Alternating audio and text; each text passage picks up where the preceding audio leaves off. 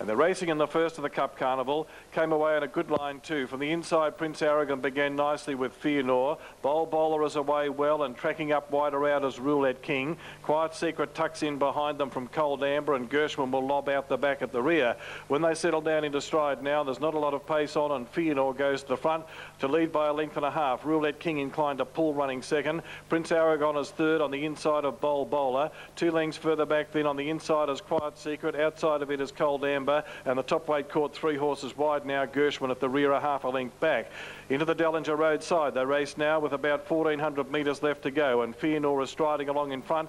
2 lengths to Roulette King. A length further back is Bowl Bowler pulling its way up on the outside. Prince Aragon under restraint on the rails. Gershwin still left out on a limb, 3 horses wide around Cold Amber, and Quiet Secret is restrained back to the rear. At the 1,200 metre mark now, nothing wants to take Fear Nor on. He's striding about a length or so to Bowl Bowler. On the rails, Roulette King getting a nice run for Nick Souquet. Gershwin having no luck, 3 horses wide, Cold Amber in the middle. Back on the rails, Prince Aragon and Quiet Secret a half length back last, but only 5 lengths from the lead. Fear Nor leads him around the corner of the 1,000 metre mark. About a half length to Bowl Bowler working at its girth. A length and a half to Roulette King, given every chance on the rails. Cold Amber on the outside. Gershwin pulling hard and having no luck out, 3 wide in a field of 7. Quiet Secret 1 off the rails, and Prince Aragon back on the inside. 600 metres left to go now. Fear Nor the leader here from Bowl Bowler, and he's starting to go up wider out on Cold Amber. Roulette King sneaking forward on the rails. Gershwin out on a limb from Quiet Secret, and Prince Aragon last as they come to the corner.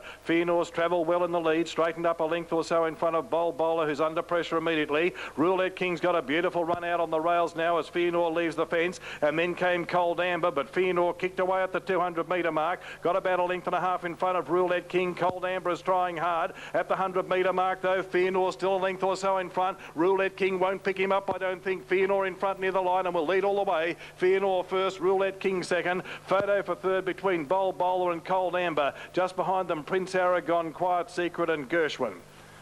Fear Nor has led throughout to score here. Intelligently ridden by Danny Beasley.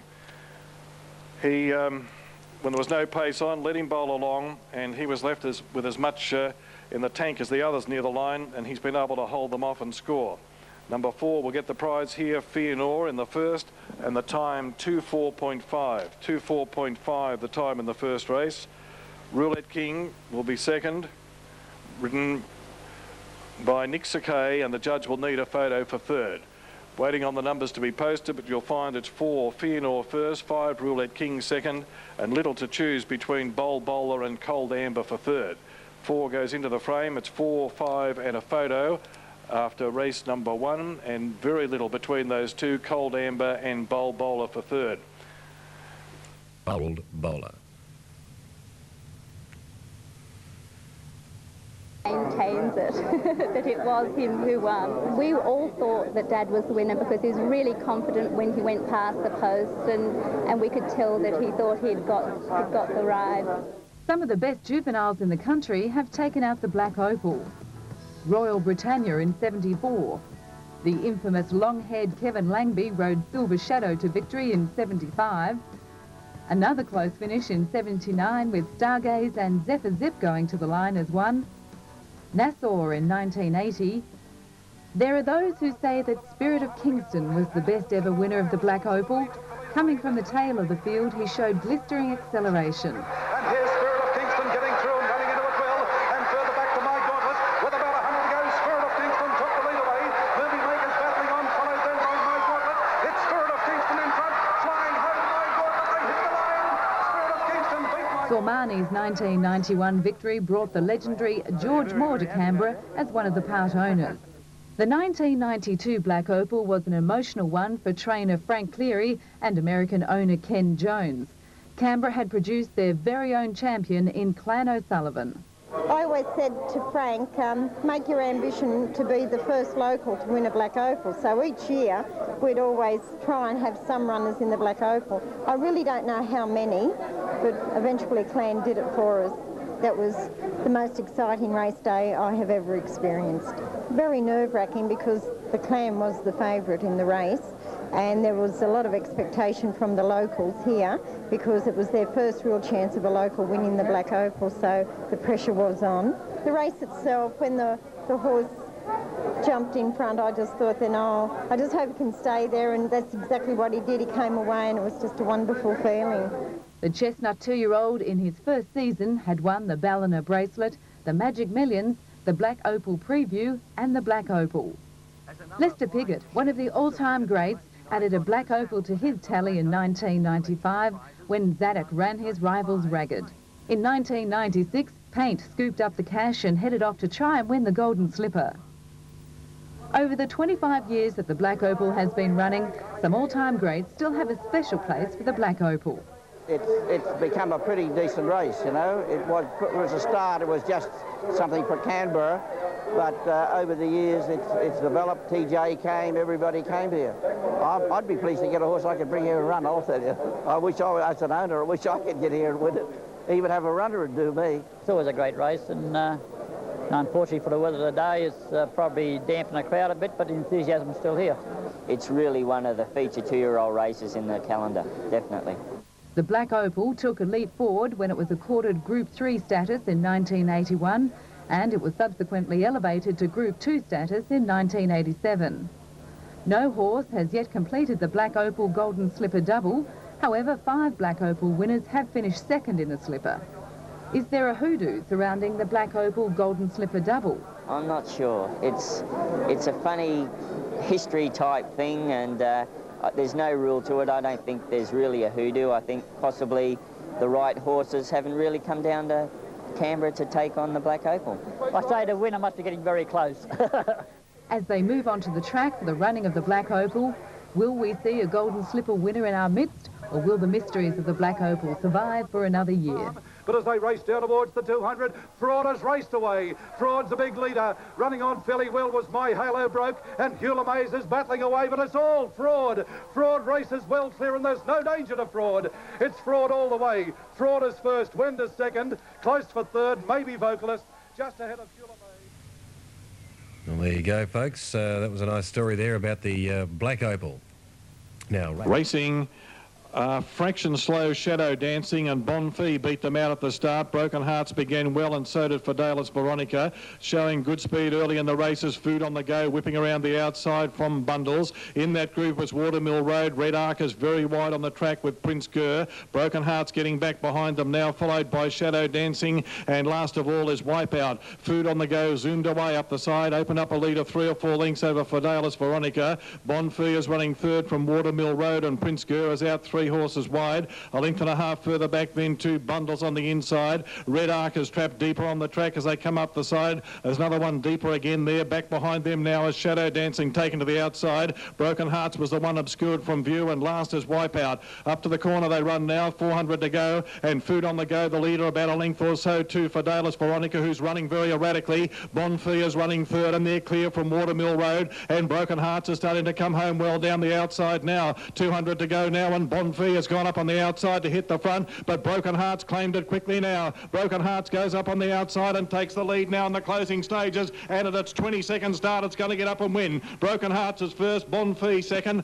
I think Red Arc has run third from Bundles on the inside, and Watermill Road finishing quickly out wide was Shadow Dancing, followed further back in the race then by Food on the Go, and then came Wipeout, followed by Prince Gurr. Second last in the race, Fidelis Veronica, and last to pull up is Cornwall Bridge. in the Frank Cleary colours, Broken Hearts, $3.80, $1.60, Bonfee second and Red Arc third, 9, 3 and 12 after race number 2 at Albury. Racing now, Sir Talek began quickly on the inside. Brunda Rosie began brilliantly too, and so did Glory Boy, show good speed early in the race. There's another one deeper out on the outside. Behind them is Northey, and when they balance up into stride now, Sir Talek leads by about a neck here. On the outside is Glory Boy, a couple of lengths to Brunda Rosie, and then Tap Him on the inside. 2 or 3 lengths further back then to Northey, followed then by This Night. A long way back as they come up the side is Deride, and tailed off is Denison Blue. Sir Talek travelling well within himself on the bend. Glory Boy on the outside is laying down the gauntlet to it, and they're 2 or 3 lengths to Brunda Rosie, and they were followed further back by Tap Him, but Sir Talek has got the upper hand of the 200 metre mark, and the favourite drew away now. Sir Talek drew away a couple of lengths to Glory Boy, followed by Tap Him, but it's all Sir Talek. He's put a big space in them now. He's racing right away from Glory Boy, and he's got, well, geez, a pretty smart colt, I'll tell you, and he's bolted in. Sir Talek wins by 6 lengths. Second in the race was Glory Boy, third Brunda Rosie, fourth Tap Him, then This Night, followed by Northy and Denison Blue, and last to pull up is Deride. Oh, gee, can he gallop? Sir Telic. He just spaced them. When he gave him a kick in the ribs at the 200 metre mark, he put about 4 lengths on them in one hop. So he's a pretty smart little gelding, that one. Not that he's all that little either, Sir Telic. By Attalac out of French Sculptor, an art sculptor mare, raced by Richard Freyer, Kath Heath, Bruce Gibbons, Jack Freyer, and Mrs. Nell Freyer, and the estate of Noel Meyer. Richard Freyer, the trainer, Nick Sakay, the rider, and he's a very smart horse. Number 1, Sir Telic, the winner. Number 5, Glory Boy, ridden by Brian John, second, and number 10, Brunda Rosa, ridden by Gary Buchanan, is third. Set. Racing, Reckon bounce in front from the inside. Idaho's Choice and Mr. Walker away very quickly too, and Citrus is going good, showing good speed. Taramara is going up towards the front, and there's a charge on early. Idaho's Choice has cleared the field to lead by a couple of lengths to Citrus. Taramara. Reckon is in on the inside, a length or so further back to Stray Bullion for Mr. Walker. Then Northern War, followed by Bob's Pearl, and Ellerswood is last. Idaho's Choice flies past the 600 metre mark. 2 lengths to Taramara sitting outside of Reckon. A couple of lengths then to Citrus, losing ground. Stray Bullion on the rails, and further back Northern Wharf. Mr. Walker is very wide, followed by Bob's Pearl, and Ellerswood is last. The Canberra horse straightens up in front. Idaho's Choice. It's got a big lead of 2 or 3 lengths below the 200 metre mark. Taramara trying hard second, followed by Reckon, and Northern Wharf is running on pretty well. Idaho's Choice about a length in front. Taramara is gradually pegging it back and running on strongly. Bob's Pearl and Northern Wharf. Idaho's Choice still in front though with 50 to go. Taramara is lunging in the last little bit. Idaho's Choice and Taramara. Idaho's Choice. Idaho's Choice, I'd say, has just lasted to win from Taramara. Northern Wharf has run third, and Bob's Pearl is fourth. Then Stray Bullion, followed by Ellerswood. Reckon got tired. Citrus was second last, and last to pull up is Mr. Walker. Well, it's only about a half the size of the others, Idaho's Choice, but by gee, it found something. And I think you'll find it's just lasted to score. Number 6, Idaho's Choice, ridden by Matthew Carl, I think has just lasted to win from number 5, Taramara, who was pegging it back with every stride. And you'll find number 10, Northern Wharf, ridden by Graham Power, will be third. Judge calling on a photo here to separate Idaho's Choice and Taramara, with Northern Wharf just edging out Bob's Pearl for third in what was a real speed display, because it just bounced and hammered, and the number goes into the frame at 6. Number 6, Idaho's Choice, ridden by Matthew Carl, as the winner. Number 6, Idaho's Choice, Matt Carl is first. Number 5, Taramara, ridden by Brian Johns, is second. And Northern Wharf, number 10, is third. 6, 5 and 10. 6, Idaho's Choice, 5, Taramara, and 10, Northern Wharf are the placings after race number 4, and we'll have the time for you shortly. Jump with them all right, Expensive, in fact, landed in front. Proud Girl is going past it quickly and beginning quite well today. Red Pirate showing more dash. Master Voodoo was caught out wide, and May Bonnie pushing on towards the front. A couple of lengths further back to Windward Bay, and Gold View settles back on the rails last. When they balance up and head down the Dellinger roadside, Master Voodoo takes over in front, led by a length and a half to Proud Girl, a length or so to Red Pirate. Over on the inside, Expensive is pulling very hard at that stage. Caught wide as May Bonnie, out 3 horses wide. Windward Bay is a length back second last, and 1 further back to Gold View, but the little mare's only 6 lengths from the lead. Travelling past the 1,000 metre mark now. Master Voodoo having all its own way in front, led by a length and a half. Proud Gur is second, Red Pirate is third, and May Bonnie left out on a limb, 3 horses wide. Expensive is travelling better on the rails now. She's tucked away for Abrahams. Windward Bay moving up on her outside, and 2 lengths further back to Gold View, rested at the rear. Travelling into the dip of the 700 metre mark now. Master Voodoo, a neck only to Red Pirate, striding up on its outside. A length or so to Expensive on the inside of Windward Bay, pushing up. Proud Gur is trapped a little bit deep and dropping back then May Bonnie, and Sakay is sneaking forward on Gold View. He's going to track up behind Abrahams on Expensive. Into the straight, Master Voodoo in front here from Red Pirate. Expensive looking for the way out, but can't get it at the moment. Proud Gur is out wider on the track with Windward Bay, and Gold View is hooking deep. Now there's a run for Expensive as Master Voodoo leads below the 200 metre mark. On the outside, Proud Gur is picking it up quickly, and Gold View is starting to rattle down the outside now. Gold View swept up with a swooping run now, reached the lead from Proud Gur and racing away now. Gold View wins by a couple of lengths. Proud Gur is second, Master Voodoo is third. Expensive failed to run on fourth. Windward Bay is fifth. Second last Red Pirate, and last to pull up is May Bonnie. Gee, she did zap home Gold View. She picked them up very quickly. Sakay rested her back at the rear, eased her out wide at the top of the straight, and she steamed home to win. Number 1, Gold View, Beautifully ridden by Nick Sakay, completing a double for himself, and Richard Freyer takes out the prize here. Number 5 ran second, Proud Gur, ridden by Colin Matthews, and number 8 is third, Master Voodoo, ridden by Brendan Ward. The numbers are 1, 5 and 8. After race number 5, a great win to Goldview, who has a great affinity with this track. And Nick Sakay understands it perfectly, and he rated it to perfection, and she steamed home to win. She Crunch and Video Fan over on the inside. Brave Strike behind them. Let's Cut Loose and a fair gap to Northern Poet is finishing on. Waterford Road is the leader with 150 metres left to go. Is nicely clear of Malachi Crunch and then Video Fan and Let's Cut Loose down the outside. But Waterford Road's too good. He wins it well. Waterford Road's won by a length and a half to Malachi Crunch. Good go for third, Video Fan. Waterford Road last year won the Werribee Cup and he was having his third run since a spell yesterday. The return to form of Waterford Road has now cleared the way for a start in the $100,000 Easter Cup over 2,000 metres at Caulfield on Saturday week. Thompson continues his association with the Peter Hayes stable on Saturday at Rose Hill when he will ride the imported galloper Istedad in the $1 million Mercedes Classic. Racing.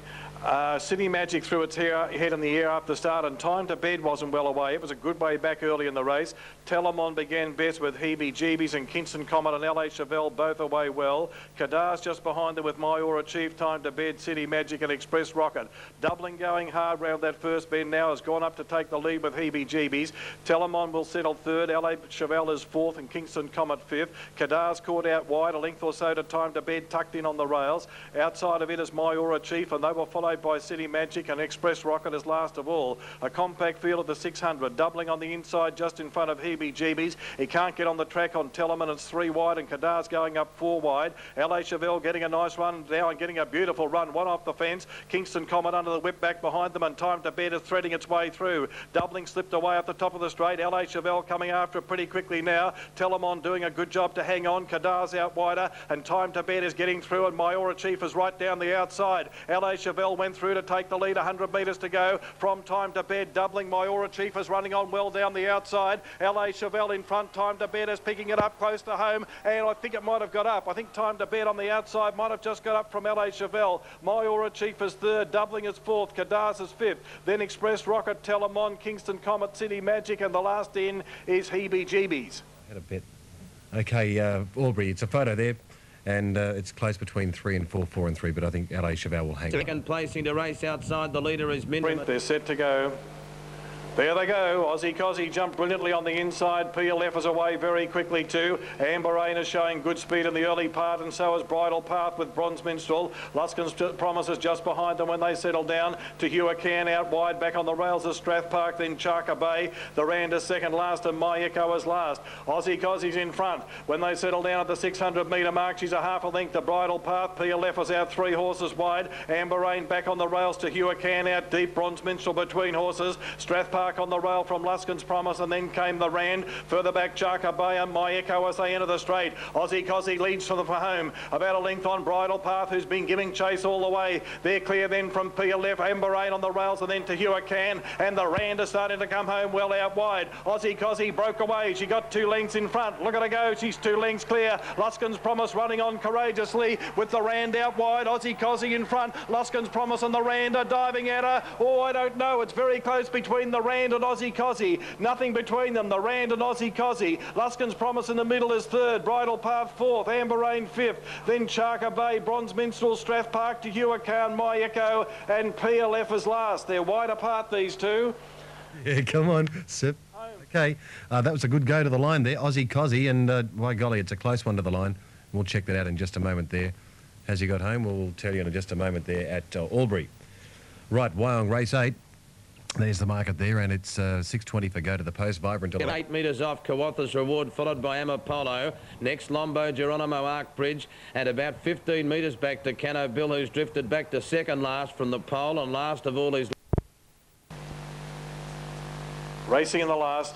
A little bit slow was Running Stream, lost a length or so, and Irish Teardrop wasn't well served. Beijing Princess and Centre Wirra began quickly with Night Affair, showing good speed early in the race is John Darn, and wider out on the track there's another one making ground early in the race. On the rails is Jazz Trum, and they were followed further back then around the outside by Bellina Bell, and wide on the track is Kalani Mac. They were followed further back in the race then, way back then by Humbug Creek. Back on the rails is Irish Music, and the long way back there is up there Kazali, and Irish Teardrop is back at the rear, travelling up the side of the track. Beijing Princess leads by a length here to Night Affair. 2.5 lengths further back then. Third is Centre Wirra on the inside. Outside of it is John Darn, and Kalani Mac has caught 3 wide. Jastrom is back on the rails. Bellina Bell is in the middle. A length or so further back is Whirl of Fred, followed then by losing ground at that stage. Over on the inside is Humbug Creek, dropping back then as they come up towards the corner is Baron Samare, and a long way back is up there Kazali, but he is sticking to the rails and making some ground as some of these run very wide, including Poker Star and Running Stream. In the straight now, 300 metres to go. Beijing Princess nicely clear. Here's Humbug Creek out of the pack, going up quickly to tackle them. Running on pretty well then is Kalani Mac, but Humbug Creek has gone to the lead at the 100-metre mark, broke away a couple of lengths to Kalani Mac. Irish Music running on pretty well, and up there Kazali when it's all over, but Humbug Creek's going to bolt in. Humbug Creek is first. Photo for the miners. I think Irish Music second and nose to Kalani Mac. Up there Kazali is fourth. Then John Darn, Beijing Princess, Centre Wirra, Night Music, Running Stream, Poker Star, Jastrom, Irish Teardrop. Further back in the race, Bellina Bell, Whirl of Fred and Baron Samare was last to pull up. Number 4, Humbug Creek, has taken the prize in the last. Actually